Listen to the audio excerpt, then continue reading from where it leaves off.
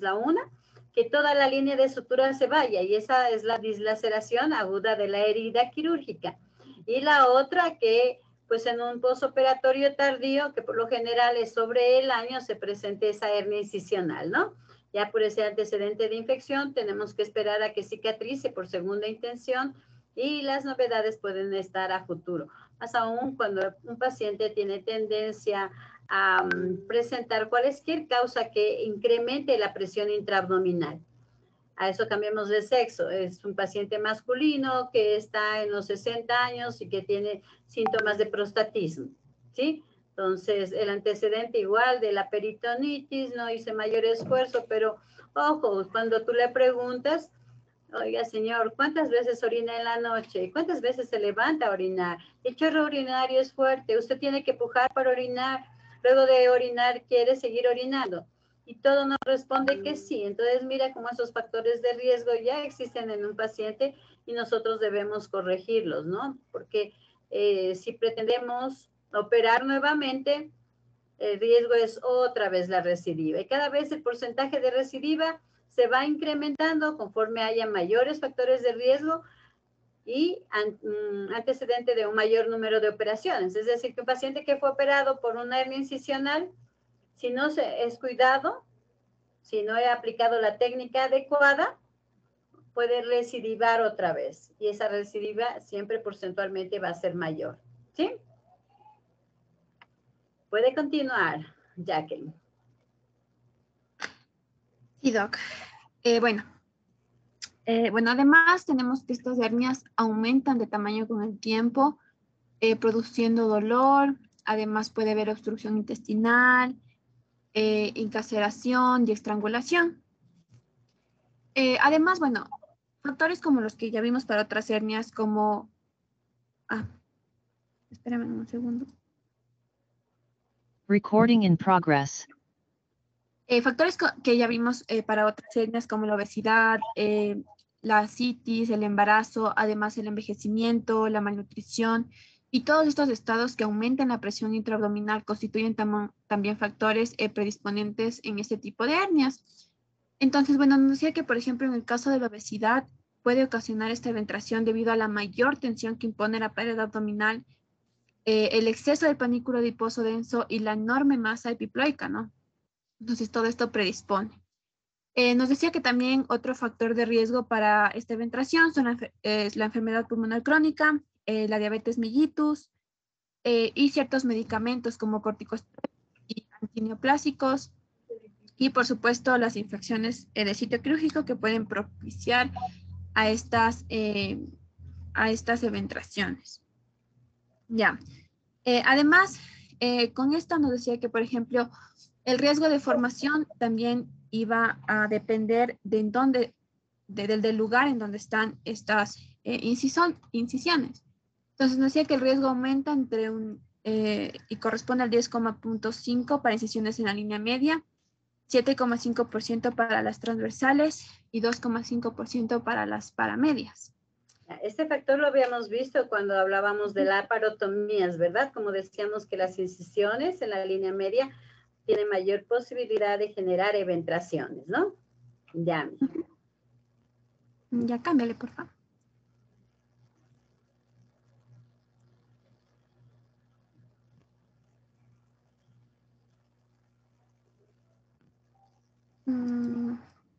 Ya.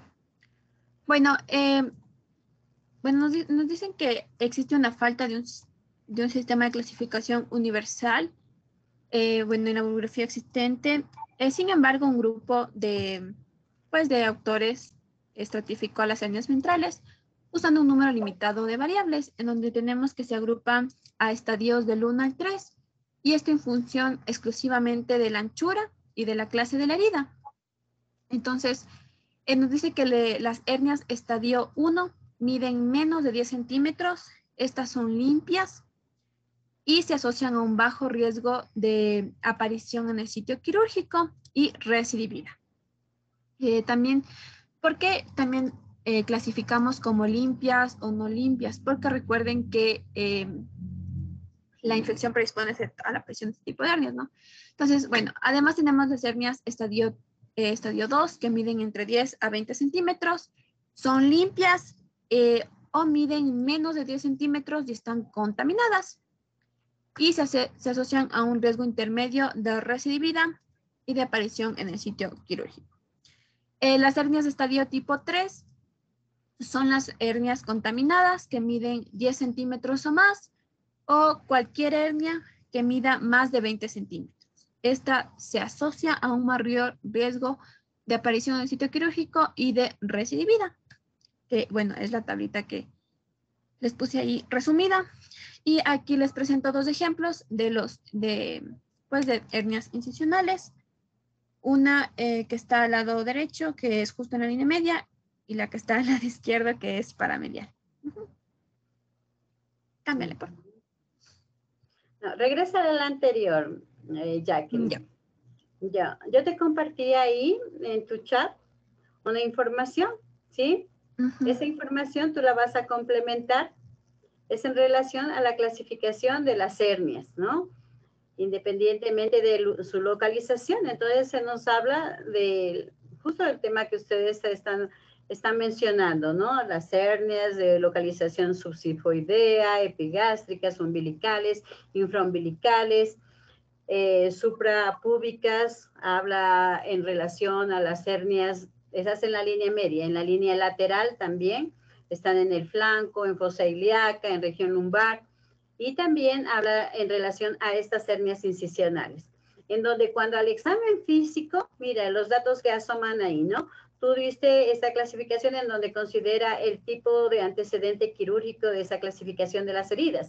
Esta le complementa, porque en la descripción de las hernias, sean hernias ya operadas o no operadas, como en este caso las incisionales ya operadas, debemos siempre ubicarnos en la anatomía para describir qué tipo de hernia es, ¿no? Entonces, en el gráfico de la izquierda, yo tengo una incisión con una eventración en la línea media. Mira, donde se manifiesta la masa es lateral, ¿sí? Sobre todo hacia el lado derecho, si considera la parte superior de la cabecita de nuestro paciente, ¿no es cierto? Ahí se le ve el bulto. Entonces, es una hernia incisional en la línea media supraumbilical, a pesar de que yo pienso que tiene una incisión suprainfraumbilical, pero la masa está en la región supraumbilical, si ustedes le ven, ¿no es cierto? Donde se le ve el bulto. ¿Que mide cuántos centímetros? Medirá 10 centímetros, estamos viendo la longitud. Y en esta clasificación que compartí contigo y que la vas a complementar, vamos a determinar también el ancho de esta hernia, ¿no es cierto? Entonces se nos dice 4 centímetros, 5 centímetros, 10 centímetros. Ahí más o menos cuantificando esa, por lo menos debe estar en unos 6, 7 centímetros de ancho y de longitud por lo menos unos 10 centímetros, ¿no es cierto? Entonces nos tocaría revisar los antecedentes de su cirugía previa para completar este sistema de estadificación que tú lo mencionas. Pero con los otros datos que corresponden a la clasificación europea de las hernias ventrales, le vamos a complementar, ¿sí? Jacqueline. Ya, no hay problema. Esta parte es bien clara porque es visual, ¿verdad? Ustedes están viendo el defecto herniario. En la línea, en el gráfico de la derecha, observamos una supraumbilical, ¿no es cierto? Mira que la incisión es media, supra e infraumbilical, pero ahí la tenemos bien protuida en la región supraumbilical. Tenemos que en nuestro examen físico describir la característica de toda ese antecedente quirúrgico que tuvo el paciente, ¿no? Entonces decimos en una cicatriz de una laparotomía previa, supra e infraumbilical, observamos la presencia de una masa que protuye por debilidad de pared, entre comillas, hernia incisional en región supraumbilical, de más o menos 10 centímetros por 4 o 6 centímetros de diámetro.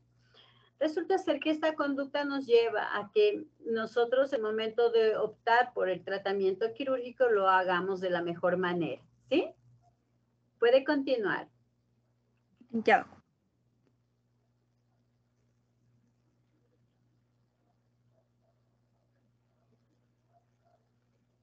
Cámbiale nomás.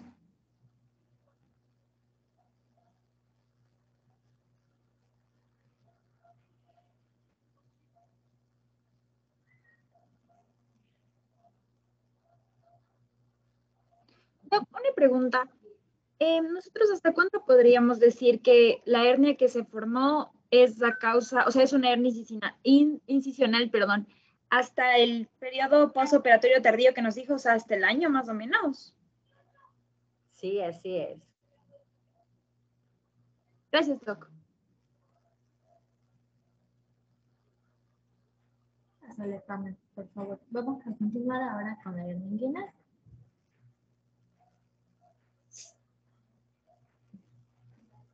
Bueno, ¿qué es una hernia inguinal? Se considera una hernia inguinal a cualquier estructura que va a protruir a través del orificio de Fauchard,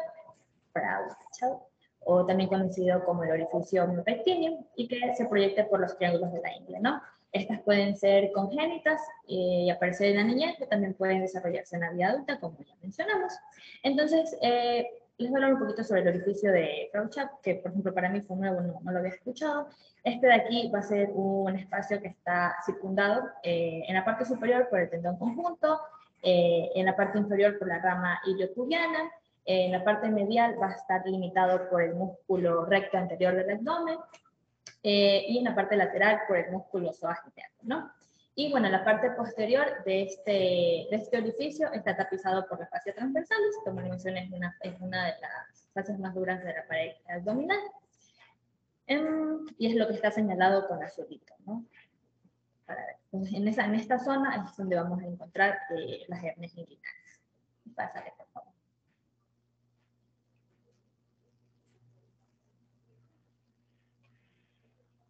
En relación a la epidemiología de las hernias inguinales, pues estas, como ya les he mencionado varias veces, corresponden alrededor del 75% de las hernias de la pared abdominal.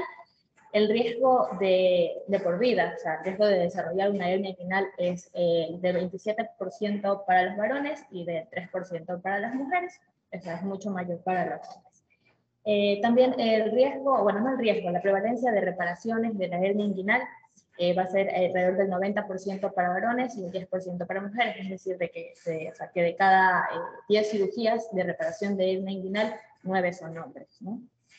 La incidencia, aquí es importante mencionarles la distribución bimodal que hace relación a la incidencia de las hernias inguinales, sobre todo en los varones. Aquí se menciona que las cifras máximas de hernias inguinales son durante el primer año de vida y después de los 40 años. Y bueno, encontré igual en la literatura que se mencionaba que las personas que tienen entre 25 y 34 años de edad tienen una prevalencia alrededor del 15%, mientras que aquellas personas que ya tienen 75 años o más tienen una tasa de prevalencia del 47%, o sea que es muchísimo mayor en las personas de edad mayor, ¿no? Y bueno, que el subtipo más común de hernia inguinal, tanto en mujeres como en varones, va a ser la hernia inguinal indirecta, que ya les voy a hablar en la siguiente. Pásame, por favor. Ya, ahora les voy a hablar un poquito acerca de la anatomía del conducto inguinal para poder guiarnos en la exposición. ¿Qué es el conducto inguinal? El conducto inguinal es una región en forma de conito que tiene alrededor de 4 a 6 centímetros de longitud y va a estar ubicado en la porción anterior de la cavidad pélvica, ¿no? Que se puede señalarle ahí, Pam, dónde está el conducto inguinal abajito, a la izquierda. Eso, ahí está, a la izquierda, todo lo que es el conducto inguinal. Entonces, el conducto va a iniciar en la cara posterior de la pared abdominal, en el sitio donde el cordón espermático pasa a través del anillo inguinal profundo, o también conocido como el anillo inguinal interno. Este anillo inguinal interno... ¿Dónde está ahorita señalando? El interno, mire, está arriba. El de arriba. Sí, a nosotros nos gusta referirnos como anillo inguinal profundo, ¿no? Porque ese anillo inguinal profundo en esa ubicación anatómica es externo, pero por eso le ponemos anillo inguinal profundo, ¿sí? El que ahorita está señalando con tu marcador es el orificio superficial, ¿sí? Anillo externo. Más arriba, más arriba. Nos menciona Pame, que es la que está compartiendo, que tiene trabajo el láser y no se lo puede. Ya, bueno, entonces, miren, a ver, desde donde le tienes el punteadito rojo, ¿no? Hacia arribita, nosotros tenemos una formación así, más o menos. A ver, ¿cómo diría? Es que se ve en un tiempo muy real, así lo tenemos, ¿cierto? Inferior, ese es el anillo externo, ¿sí? O tal vez nosotros lo referimos como orificio superficial del conducto inguinal. Y hacia arriba, donde está el punteadito también, es el orificio profundo, ¿sí? Del conducto inguinal. Esas son las referencias, ¿no? Para la identificación de esa anatomía del conducto inguinal. Pero nuestras referencias en sí son en plano óseo, donde nosotros nos identificamos con la sínfisis del pubis, por un lado. Por otro lado, nos identificamos con la espina ilíaca anterosuperior, ¿sí? No, arriba, eso por ahí, espina ilíaca anterosuperior. Esos puntos nosotros son los que tomamos como referencia para establecer el conducto inguinal, ¿no? Entonces miren que sigue un trayecto oblicuo, se hace referencia a 4 a 6 centímetros, te dice ahí, ¿no?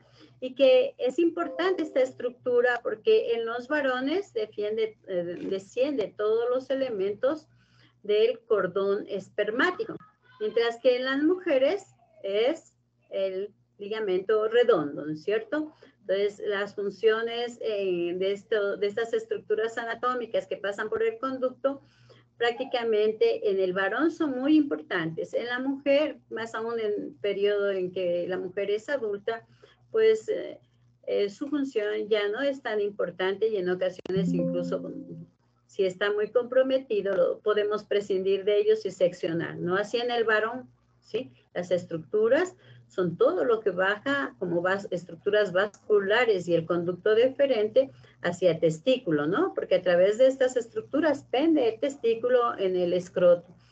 A través del conducto inguinal desciende conducto deferente, vasos espermáticos, arterias espermáticas, en una vaina de tejido músculo aponeurótico que forma el cordón espermático. ¿Puedes continuar? Bueno, adicional a lo que ya mencionó la doc, también es importante saber que el anillo profundo o interno va a ser un orificio de la fascia transversalis y que, bueno, como el conducto termina como que hacia adelante en dirección medial, pues este va a ser el anillo superficial y por otro lado, va a ser un orificio de la aponeurosis del músculo oblicuo externo. Entonces, para saber de dónde se forman estos orificios, ¿ya?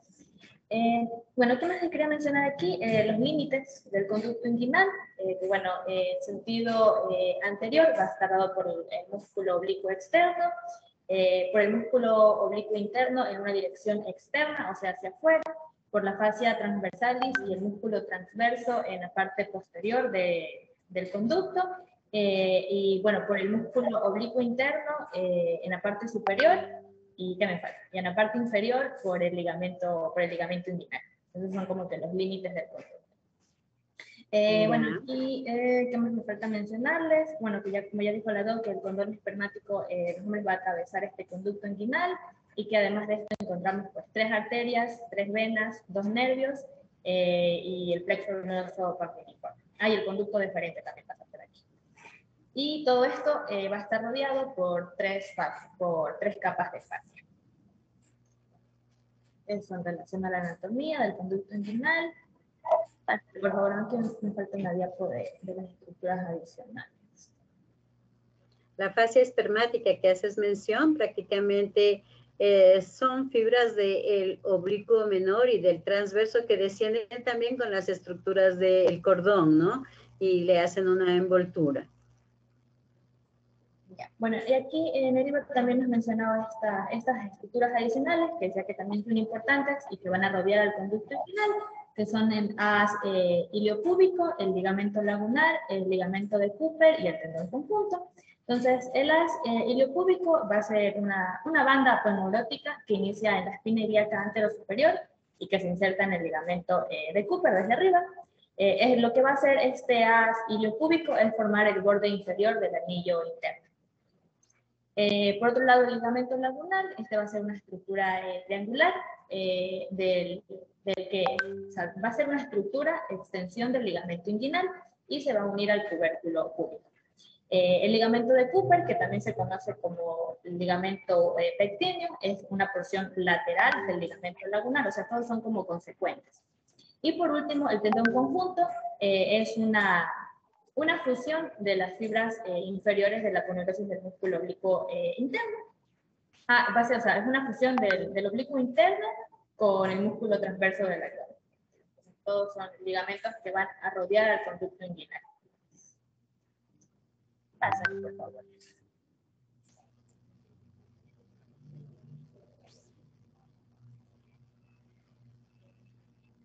Ya, en relación a la clasificación de estas hernias, como les mencioné al inicio de la exposición, pueden ser hernias directas e indirectas, y bueno, las hernias femorales que también son parte de las hernias inguinales.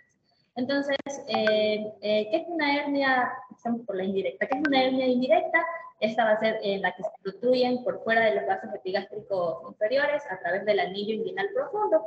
En otras palabras, más fácil, esta hernia indirecta es aquella que aparece a través del orificio inguinal, introduciéndose en el canal, ¿no? O sea, por eso se llama indirecta. En cambio, una directa va a ser la que protruye con respecto a los vasos epigástricos inferiores, o en otras palabras, mucho más fácil, es aquella hernia que se protruye a través del defecto de la pared abdominal. Entonces, ahí en la imagen podemos ver, para señalarle también, por favor, una hernia directa y una hernia indirecta. Entonces recordemos, la hernia directa va a ser la que protruye a través de la pared abdominal, en cambio la indirecta va a ser la que aparece por el canal inguinal. Entonces la de la izquierda sería la hernia indirecta que se protruye a través del canal inguinal, y la de la derecha sería la hernia inguinal directa que se protruye por el defecto de la pared abdominal. Indirecta y directa. Ya, y bueno, la hernia femoral, que va a ser la que protruye a través del anillo femoral.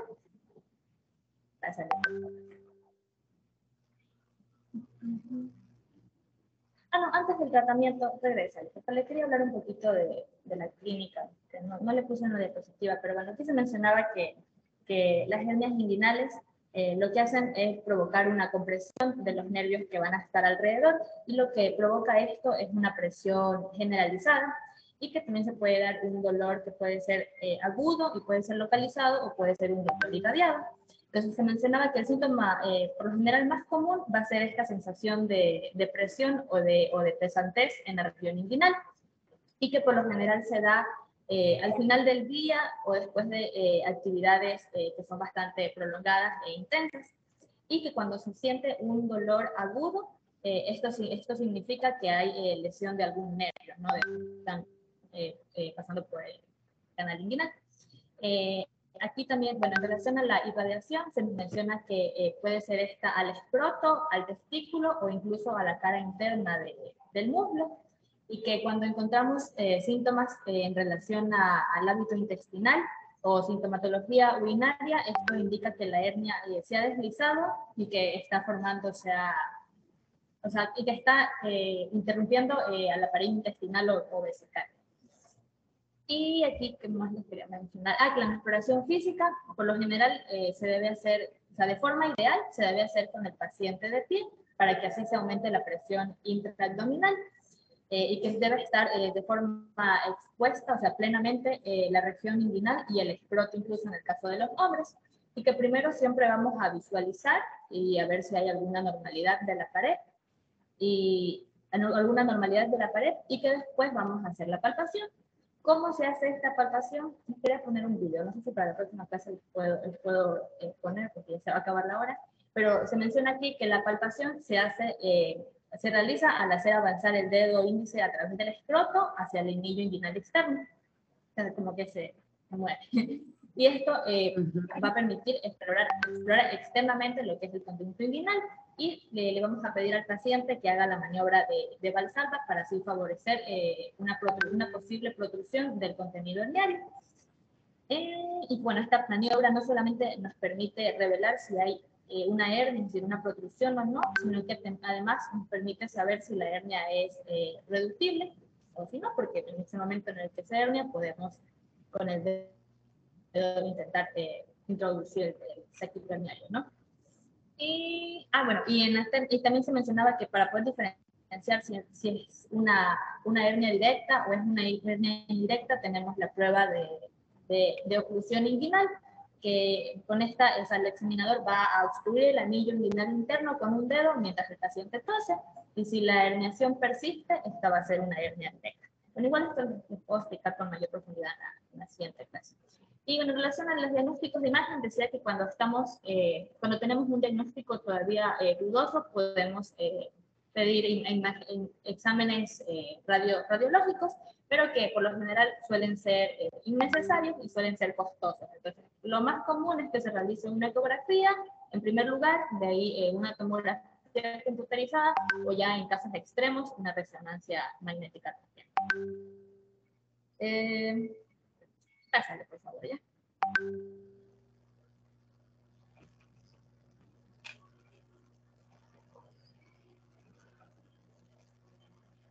Ya. Bueno, continuando, vamos a ver el tratamiento quirúrgico de las hernias inguinales.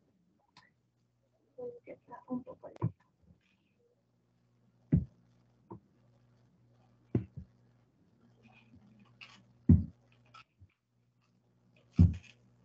Ya. Bueno, para las hernias inguinales existen varias técnicas, varios métodos quirúrgicos, y algunas son más aceptadas que otras por su eficacia y por su aceptación a nivel mundial. Uno de estos ejemplos es el método o reparación de Bassini, que se utiliza para reparar las hernias inguinales directas. Y bueno, en este procedimiento se va a intentar unir o suturar a la fascia transversalis con el tendón. Esto, unirlos hacia el ligamento inguinal. Entonces, bueno, como observamos en estas imágenes, se va a separar lo que es el cordón espermático para así poder reconstruir la pared posterior del conducto inguinal. Esto bueno, como les dije, uniendo la fascia transversalis con el tendón en conjunto. Es muy importante que estos puntos no queden muy tensionados. Un ratito, antes de que continúes. Nosotros en la reparación quirúrgica de las hernias tenemos procedimientos con tensión y sin tensión, ¿no? Procedimientos por vía convencional y por vía laparoscópica. Entonces, ¿qué sucede? Si bien esta presentación la tienes con esta técnica que es de una cirugía convencional, se las clasifica como cirugías con procedimiento bajo tensión, porque ustedes ven que aproximan los planos de la pared posterior, ¿no? Según los datos que nos da Pamela. Entonces, refuerza de esa manera la pared posterior y evita que protruya, sobre todo casos de hernias inguinales directas, en donde la pared posterior es la débil.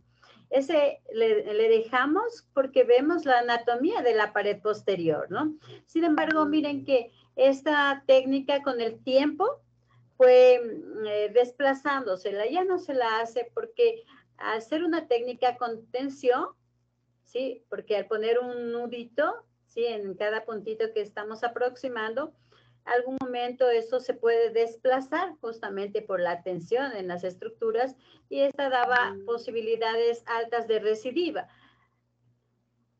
Si nos remontamos a la historia, miren que para la reparación de las hernias se utilizaron colgajos, incluso del tensor de la fascia lata, ¿no? ¿Se acuerdan de ese músculo en la parte lateral de la pierna? Entonces se hacía rotaciones de esas estructuras a fin de que en ese nivel generen un proceso de fibrosis y una cicatrización que en definitiva refuercen esa zona débil de la pared. Pero fueron tantos los procedimientos que en ninguno se vio que se anulaba esa posibilidad de recidiva. ¿sí? Entonces, vemos que las técnicas de cirugía convencional han sido modificadas con el tiempo porque han cambiado incluso los materiales de sutura, ¿sí? Ese procedimiento se lo hacía con catwood. Imagínense que la fuerza tensil del catwood está entre 21 y 30 días, ¿sí? Entonces las posibilidades de recidiva eran altas. Esas técnicas, como les digo, se han abandonado ya, ¿no? Entonces, por alta tasa de recidivas. Otro procedimiento que se utilizaba era la colocación de mallas metálicas. ¿Cómo se recurrió a esto? Para ubicar en ese lugar. Y claro, tampoco estuvieron libres de tensión, porque este material, cuando generaba recidiva, se encontraba asas de intestino pegadas a la malla metálica de esta región, ¿sí? Y tocaba hacer resecciones intestinales. Entonces, los materiales de sutura han ido variando con el tiempo. Ese reforzamiento, cuando es utilizado, que en ocasiones se lo hace, es como una capa previa a la extensión de una malla, ¿sí? Que es la técnica que actualmente para cirugía convencional ha determinado un menor índice de recidivas.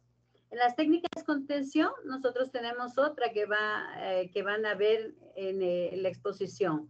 Pero esto más se remonta así como un conocimiento, un poquito como antecedente histórico, podría decirlo, Pame. Sí es importante que lo conozcamos, pero prácticamente tú llegas a decir a un hospital, ¿y cuántos pacientes se han operado por Bassini? Ya no lo tenemos, ¿sí? Puedes continuar, Miguel. Sí, no, justamente le iba a mencionar que, bueno, esta técnica ya no se usa por las recidivas, pero, bueno, lo estructuré las técnicas como fueron avanzando en la historia y hasta el final hablo de las mallas que se utilizan actualmente de polipropileno. Recuerden ustedes tienen su tema desde hace varias semanas, ¿sí? No me lo pueden mandar de hoy para hoy con todo mi yo, porque sería ilógico que yo modifique mucho su presentación, ¿no? Pero si ustedes lo hacen con anticipación, yo digo, haga esta corrección o no, está bien, no hay problema, ¿sí? En todo caso, no vi prudente modificarlo por esa situación. Ustedes tienen la presentación y me dicen, doctora, esta es mi presentación y yo la reviso, ¿no? Ahora es tan fácil a través, como me la mandaste, incluso fue más fácil, ¿no? Que con el link no se me abrió. ¿Sí? Pueden continuar. Continúa, papá. Ya, bueno, no hay problema. Entonces, eso nos va a dar oportunidad a modificar un poquito, ¿sí?